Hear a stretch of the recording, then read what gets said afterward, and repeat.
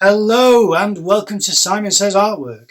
In this video it's going to be the 24th installment of the Inktober challenge that I've been doing with my left hand. For anyone who's not been watching, I had an injury to my right hand on the 30th of September, but I committed to doing the Inktober challenge, so I've started doing it with my left hand, and although my right hand is now healed, I've continued to draw with my left hand for the remainder of the month until the very last day, on the 31st of October. I'm going to be drawing with both hands simultaneously.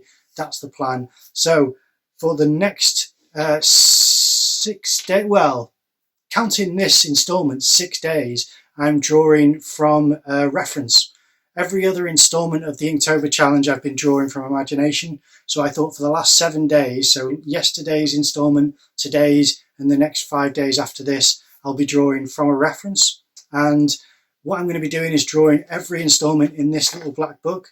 And for this one, I'm going to be using the Pigma Micron brush pen, which is very nice and handy. And I started to have a look around at what I wanted to use as a reference. Initially, I was going to use the compressor for my airbrush, but instead, whilst I was setting it up, I thought that I'd really prefer to try and draw this, the gun. And it's kind of like the Canon style gun. So it sprays a lot more paint at once. And I thought that would be a really good reference instead. So I've decided that instead of the compressor, this is a much more interesting shape.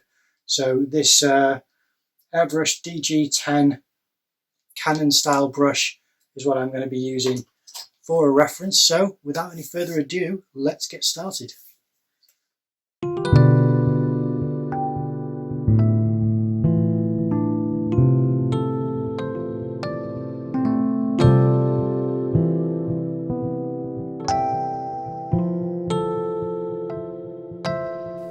Okay, so on this installment, I decided to go with the brush pen so that it would be a lot more rapid, and I quite like that about brush pens. You can just cover a lot more ground in a lot less time. The thing that I found tricky about this was the different angles that you have to negotiate, and the fact that I'm still not very dexterous with my left hand, so I'm trying to get cleaner lines and more accurate rendering, which is getting there. But you can see that I really have to put my hand, my arm in strange positions in order to utilize certain angles and edges of this brush pen, because otherwise there's no way that I'd be able to do these types of lines and marks.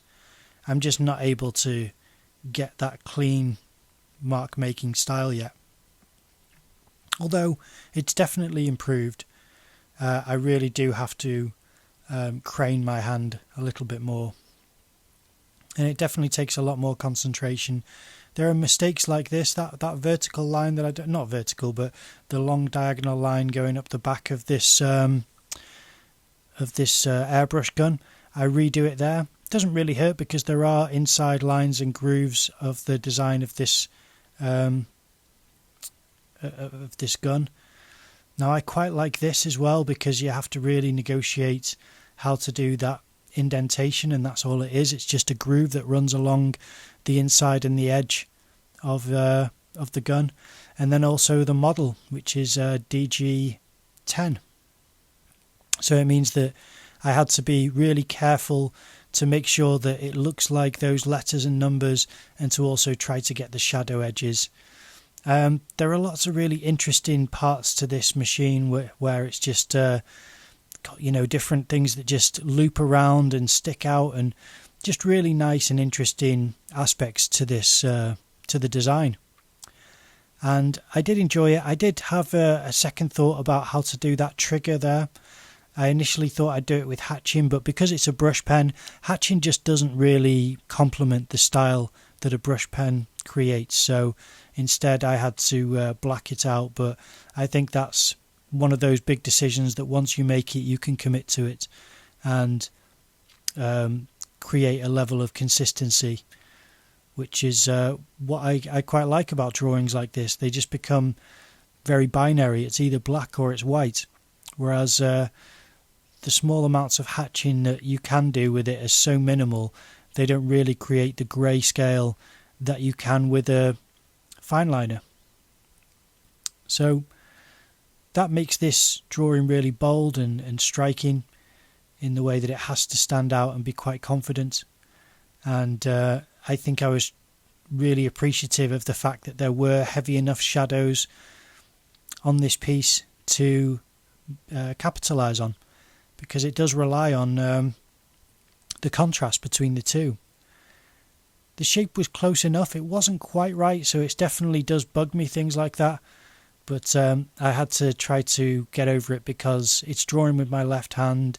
It's something which I'm trying to get done quite late in the day, because earlier on today I was doing an interview, and so I didn't have as much time as I'd like to try and allot to this type of study.